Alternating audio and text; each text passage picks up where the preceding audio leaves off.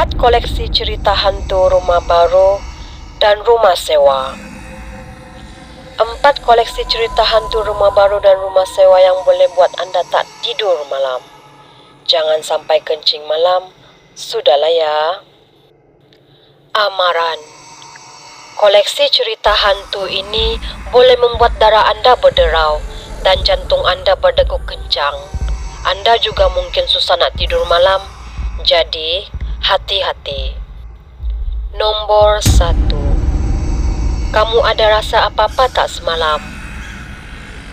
Pada malam pertama sekitar pukul 1.45 pagi, saya beritahu pembantu rumah saya supaya matikan lampu dan tidur. Dia tak mendengar apa yang saya katakan dengan jelas, jadi dia pun lalu di depan bilik saya sambil bertanya, "Mem bilang apa?" Dia berdiri di depan pintu bilik tidur saya sambil memberitahunya agar lampu dimatikan dan terus masuk tidur. Tiba-tiba kami berdua terus senyap dan tercegat. Saya tanya, "Kenapa Nurul?" Nama pembantu saya. Dia cuma katakan, "Mem, malam ni bisa saya tidur di bilik Mem?" Saya pun cakap, "Boleh." Jadi pada malam itu, kami semua tidur di bilik saya termasuk anak-anak saya. Pada keesokan harinya saya bertanya padanya, "Kamu ada rasa apa-apa tak semalam?" Dia beritahu malam semalam apabila dia berdiri di luar bilik tidur saya, dia rasakan seperti ada benda lalu di belakangnya seperti berangin. Pada malam kedua, anak saya pula yang nampak. Ketika waktu maghrib, anak lelaki saya yang berusia 7 tahun berkata, dia ternampak lembaga hitam lari dari dapur masuk ke bilik tidur saya. Dan sewaktu ia terjadi, saya berada di dalam bilik. Dia lari sambil menangis-nangis sekuat-kuatnya dan berkata, "Mami, Mami, Mami, there is a ghost in your room." Saya terperanjat. Saya beritahunya bahwa di rumah tiada hantu dan mungkin dia penat agaknya. Pada malam ketiga, saya baru balik dalam pukul 3 pagi. Anak saya bangun dan menggesa agar saya tidak meninggalkannya seorang diri dalam bilik. Saya bertanya-tanya dalam hati, kenapa budak ni berkelakuan macam ni? Saya langsung ke dapur nak ambil air dan anak saya ikut sambil berjalan nak masuk bilik balik. Dia terus pekik sekuat-kuatnya. Saya angkat anak saya dan tutup bilik tidur.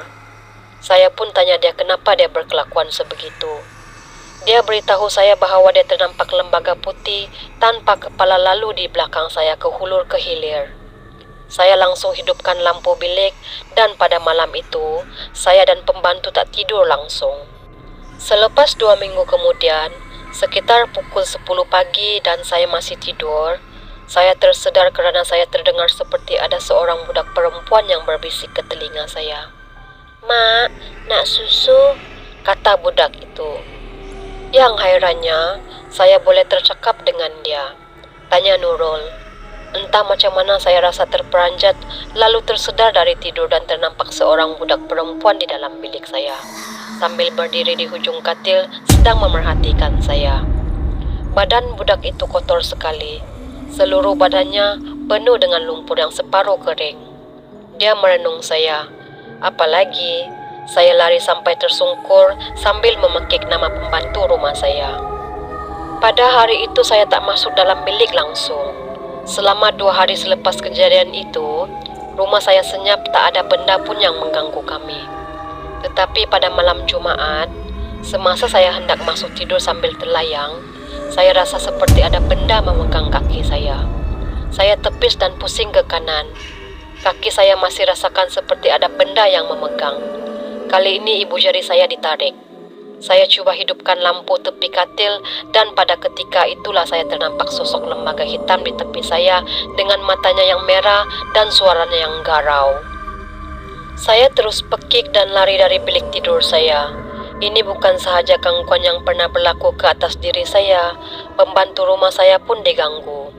Kadang-kadang pada pukul 4 pagi pembantu saya akan mengetuk pintu bilik saya sambil bertanya, "Mem, mau apa?" Saya pula akan menjawab bahawa saya tidak memanggilnya. Dia kata dia dengar suara saya memanggilnya. Selalu juga bila tiba waktu malam, kami semua akan mendengar bilik tamu saya semacam ada orang sedang membuang barang. seolah-olah sedang melemparkan sesuatu di dinding. Kadangkala kedengaran seperti ada benda yang pecah. Tetapi apabila kami periksa pada keesokan harinya, kami tidak lihat apa-apa pun yang pecah. Rumah ini baru setahun saya duduk di sini. Jiran di sebelah ujung saya memberitahu saya bahwa jiran sebelah saya terjun bunuh diri kira-kira seminggu sebelum saya berpindah ke sini. Kadang-kadang macam-macam benda boleh didengar, cuma saya kuatkan saja iman. Ini rumah saya takkan mengalah. Cuba bayangkan tiap-tiap malam ada saja yang terjadi di rumah ini.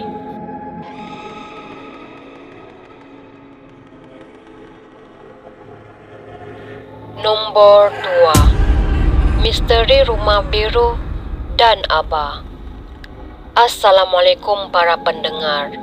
Kisah ini berdasarkan kisah benar yang aku alami pada tahun 2004, lokasi di sebuah taman di Sungai Petani, Kedah. Sementara menunggu rumah mama dan abah aku siap sepenuhnya untuk renovation, kami terpaksa mencari rumah sewa untuk kami duduki selama 6 bulan. Aku meronda bersama teman rapat aku, Su, untuk mencari rumah sewa sekitar taman. Weh, rumah biru tuh cantik lah. Kosong. Ada tulis untuk disewa.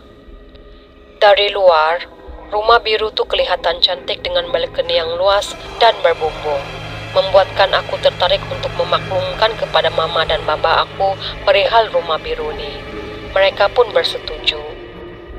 Seminggu kemudian, kami sekeluarga pindah ke rumah biru yang cantik nih. Warna cat hampir pudar beserta lumut-lumut kecil yang ada di dinding membangkitkan suasana misteri pada rumah nih.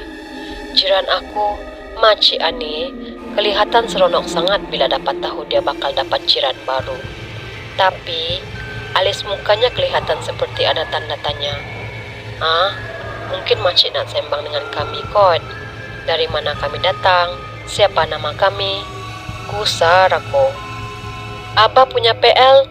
Dia suka baring sambil tengok TV di ruang tamu. Boleh dikatakan rutin harian. Kadang-kadang TV yang tengok dia. Aku yang kusyuk studi untuk PMR yang bakal berlangsung memang dilarang keras untuk tengok TV dan lebihkan masa di dalam bilik. Minggu pertama kami semua keletihan. Dengan bulan puasanya, masing-masing tidur awal. Minggu kedua, semua barang dah disusun rapi oleh mama. Keadaan di rumah dah kembali tenang bila nampak kemas dan bersih. Aku jenis kalau studi, memang aku akan kunci pintu bilik. Maklumlah, adik-adik masih kecil dan dorang akan datang untuk mengacau aku. Studi punya studi, sampai tak sedar jam dah menunjukkan pukul 12. Meja studi aku ada cermin, jadi aku boleh nampak keseluruhan bilik termasuk dari arah pintu. Tiba-tiba, Abah dengan muka serius betul-betul berdiri terpacak belakang aku. Mata yang tadinya lali, terus terjegil lah. Berlakon macam semangat gila tadi. Lepas tu aku toleh balik. Abah dah tak ada. Bila dia keluar, aku pun buka kunci bilik dan keluar sebab rasa nak terkencing. Bilik aku depan sekali, dekat je dengan ruang tamu. Aku nampak Abah duk tengok TV, tapi siaran kosong sebab dah lebih pukul 12. Mata dia straight tengok ke TV. Aku pun kejut lah Abah. Dia buat keras badan je. Mata terjegil. Disebabkan aku nak terkencing yang amat sangat, aku endahkan Abah dan terus ke bilik air. Lah mama, nak pergi tandas juga kah? Bagi kakak dululah. Tak tahan sangat ni. Mama geraklah Abah masuk tidur. Ni dok tengok TV sorang-sorang dekat depan. Mama tengok aku atas bawah. Hang dapat saya apa? Abah Hang dok berdengkur dah dalam bilik tu. Tidur awal semalam sebab Abah tak sihat. Air kencing aku seolah-olah masuk balik dalam perut. Kosong dah aku rasa pundi kencing aku. Aku gagakkan diri pergi ke ruang tamu. Kosong, TV off, tapi aku dapat rasa skrin TV tu masih panas, macam baru ditutup. Ya Allah, siapalah ada dalam bilik tadi? Aku kunci pintu kan? Abah tidur awal. Siapa pula belakang aku tadi? Terus aku tidur memengkup bantal busuk yang berusia 15 tahun itu. Rutin mama pagi-pagi, dia akan kupas bawang banyak-banyak di ruang tengah rumah. Kami berdayakan makanan. Waktu pagi sampai tengah hari. memang sibuk di dapur. Bila aku cuti, aku akan tolong Mama. Sebakul dah aku kupas bawang. Tiba-tiba adik lelaki aku Muhammad berlari sambil melangkah bakul bawang aku. Hei, tak nampak kakak buat apa kah? Main langkah saja ni. Aku membela sebab Muhammad ni memang nakal sikit. Mama pula terkebil-kebil mata. Hang pasai apa kakak? Muhammad kan tak ada. Pergi sekolah ada sukan. Bila yang dia ada? Soalan Mama membuatkan aku meremang siang hari. Aku dapat rasa angin hasil dari larian adik aku tu. Mana mungkin aku silap. Tapi aku sangkal je. Sebab fikirkan siang. Kami balik ke kampung di Pahang selama seminggu kerana ada kecemasan di sana. Pulangnya kami ke rumah, Makcik Ani menyapa Mama. Balik dari mana? Mama pun ceritalah yang kami ada hal di Pahang dan seminggu tiada di rumah. Makcik Ani yang tengah pegang lauk untuk diberikan kepada kami terus terhempas ke tanah. Terkejut bukan kepalanglah dia. Ti, Ani tak rasa yang Ti tak ada seminggu dekat rumah. Ada je orang. Ani baru nak tanya awak ke rumah Muhammad dekat luar rumah. Sebab Ani tanya dekat dia, dia tak jawab. Ani panggil Ti, Ti tak keluar. Ani dengar je bunyi mandi, orang masak dan makan dalam rumah. Malam buka je lampu. Cuma Muhammad duduk dekat luar. Ani cuma nampak dia je keluar masuk dalam rumah. Kadang-kadang lalu di tepi rumah tengok ayam belaan Ti. Tapi tak ada cakap apa-apa. Terus masuk rumah. Mama aku meremang teruslah bila dengar cerita Makcik Ani. Mana taknya, bila aku cerita, dia seolah-olah sukar nak percaya. Sebab takut aku risau kot. Benda tu memang menyerupai Abah dan Muhammad. Dia tak menyerupai orang lain. 6 bulan kami dekat situ, macam-macam kami buat. Baca Yasin, buat doa selamat. Alhamdulillah keadaan semakin reda dan makhluk halus tu dah keluar dari rumah biru tu. Waktu kami nak pindah, baru Makcik Ani cerita segala-galanya. Sebelum kami duduk, rumah biru ni dah kosong selama 8 tahun. Semua yang sewa sini tak pernah lebih dari sebulan. Semua cabut. Makcik Ani memang tunggu orang datang duduk di rumah tu sebab dia pun tak tahan kena gangguan dari rumah biru tu. Menyanyi, mandi, bunyi kemas rumah, bertengkar, berlari. Makcik Ani berharap agar dapat jumpa jiran yang dapat tinggal lama di rumah itu. Alhamdulillah, lepas habis kami sewa di situ, tuan rumah yang merupakan askar di Terengganu kembali tinggal di rumahnya.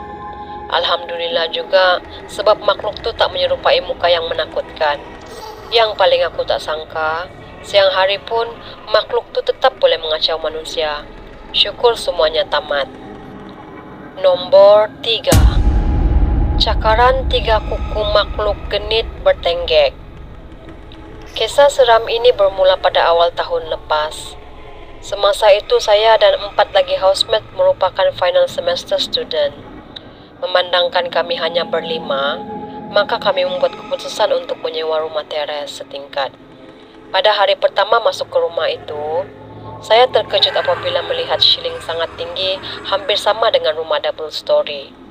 Pakcik saya pernah berkata bahawa benda halus suka duduk di antara bumbung yang tinggi dan lantai. Masalahnya, duit rumah sewa untuk 1 semester telah pun bertukar tangan. Reda sajalah duduk di situ untuk beberapa bulan.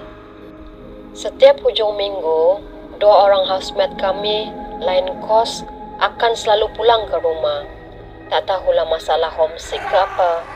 Jadi tinggallah kami bertiga sama kos ni. Satu malam, kami study sama-sama di meja makan dekat hall. Saya menghadap ke pintu dapur, manakala mereka berdua menghadap pintu utama rumah. Sedang asyik mengira, tiba-tiba kami terdengar bunyi kuat dari arah pintu dapur yang menghalang ke ruang mesin basuh. Mata saya bulat menatap pintu. Kawan saya bertanya, "Bunyi apa tu, Kak?" Saya hanya menggelengkan kepala. Tapi hakikatnya saya tahu rangka katil besi yang tersandar sendeng di ruang mesin basuh itu telah menghempap mesin basuh. "Kak, jomlah tengok." Bukan main cemas lagi muka semua orang. Perlahan-lahan kami berjalan ke dapur. Disebabkan saya paling kakak, jadi sayalah yang di hadapan. Sempat lagi tangan mencapai pisau kiwi baru beli di Tesco petang semalamnya. Siapa tuh? Saya buat-buat berani nak tanya. Dalam hati ni, kenapa lah asyik saya saja yang terpaksa memberanikan diri yang hakikatnya hampe. Mereka berdua hanya mengikuti dari belakang. Semasa nak buka pintu, saya pejamkan mata sambil baca ayat kursi kuat-kuat. Saya tak nak nampak apa-apa. Kawan-kawan saya di belakang ternampak makhluk genit tetapi mengerikan tertenggek di atas alang rangka katil itu. Lantas mereka tarik tangan saya lalu menutup pintu. Saya terduduk atas bungkusan sabun serbuk. Alhamdulillah, tak ada masalah peranakan jatuh. Kak, kita orang nampak kak. Akak nampak tak? Apa kita nak buat ni? Saya yang memang tak nampak apa-apa bingung. Korang nampak apa? Bawa mengucap. Baca bismillah banyak-banyak. Jangan lupa ayat kursi. Segera saya menyuruh mereka ambil wuduk dan baca Yasin. Bila teringat balik, nasib baik bukan saya yang nampak. Semasa kami baca Yasin, rumah kami menjadi panas tiba-tiba. Kamu pergi buka tingkap, arahku. Kemudian terus membaca. Tiba-tiba pintu rumah dicakar-cakar berulang kali. Besi grill diketuk-ketuk. Bingit sungguh. Mahu berpesta agaknya. Selesai membaca Yasin, kami pagarkan rumah. Kemudian bunyi yang bising pun hilang. Keesokan harinya, lepas sholat subuh saya mahu melihat pintu di hadapan. Obvious sungguh kesan cakaran 3 kuku. Saya dah terbayang muka tuan rumah akan marah tengok keadaan pintu rumah macam ni. Lepas tu, saya pergi melihat keadaan ruang mesin basuh pula. Besi katil yang menghepap mesin basuh itu kembali terletak pada kedudukan asalnya.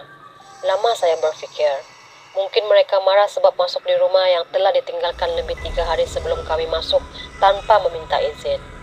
Mungkin juga mahu mengorientasikan kami. Selepas kejadian itu, kami tidak sekalipun meninggalkan rumah kosong lebih dari 3 hari. Kalau mau pulang ke kampung pun bergilir-gilir sampai hujung Sam. Nombor 4. Housemate. Pada suatu hujung minggu tu, aku baru balik dari kedai makan. Waktu tu baru maghrib. Sampai je rumah sewa aku tengok rumah dah gelap. Lampu bawah je menyala. Semua baliklah tu. Rumah sewa tu baru sebulan aku sewa dengan 5 orang kawan aku. Dan selalunya, pada hujung minggu macam ni semua balik rumah mak pak diorang. Tinggal aku seorang-seorang je. Masuk ruang tamu, aku nampak kawan aku. Man tengah terbaring depan TV. Tak balik ke budak ni? Kau tak balik lagi ke Man? Sadgi. Cuna, kita keluar makan? Motor aku rosak. Aku pun naik atas mandi, solat. Tiba-tiba awek call. Aku pun layan awek aku dekat tingkap. Sejuk sikit. Tengah best-best cakap telefon, bunyi pintu grill dekat bawah ada orang buka. Mesti Man ni. Aku dah cakap nak keluar sekali. Man, kau nak gimana? Makan. Woi, tunggu aku. Aku pun baik-baik kis-kis dengan awek aku. Kelam kabut aku turun. Sampai dekat luar sunyi sepi. Cilaka, Man. Tinggal aku. Aku call, line tak masuk. 2-3 kali try aku pun panas. Terus jalan kaki je pergi kedai makan siam dekat taman sebelah. Balik rumah aku tumpang kawan. Sampai rumah sewa, tengok-tengok pintu sliding kena kunci. Sudah. Aku mana ada kunci. Dalam hati aku duk menyampah Man. Aku pergi duduk luar pagar rumah. Call Man. Kali ni line masuk. Woi Man. Haram jada tol. Kau kat na? Apa halak ni? Dah lah kau tinggal aku sorang-sorang dekat rumah. Janji nak keluar makan sekali. Lepas tu kau kunci pula pintu sliding. Aku mana ada kunci. Wow. Aku balik rumah pagi tadi lagi. Lepas kelas. Kau jangan buat hal. Sliding tu mana ada kunci. Tuan rumah kata hilang. Aku terdiam. Habis kalau Man balik pagi tadi, aku cakap dengan siapa? Baru aku teringat yang aku tak nampak betul-betul muka Man depan TV tadi. Waktu aku cakap dari tingkat atas tadi pun, bunyi suara aja. Aku tengok rumah sewa aku, gelap gelita. Kemudian aku perasan benda pelik. Semua tingkap rumah terbuka. Tingkap bilik atas, tingkap ruang tamu, dan yang paling best, pintu sliding pun terbuka. Terus aku lari pergi rumah sewa kawan aku selang 5-6 buah rumah.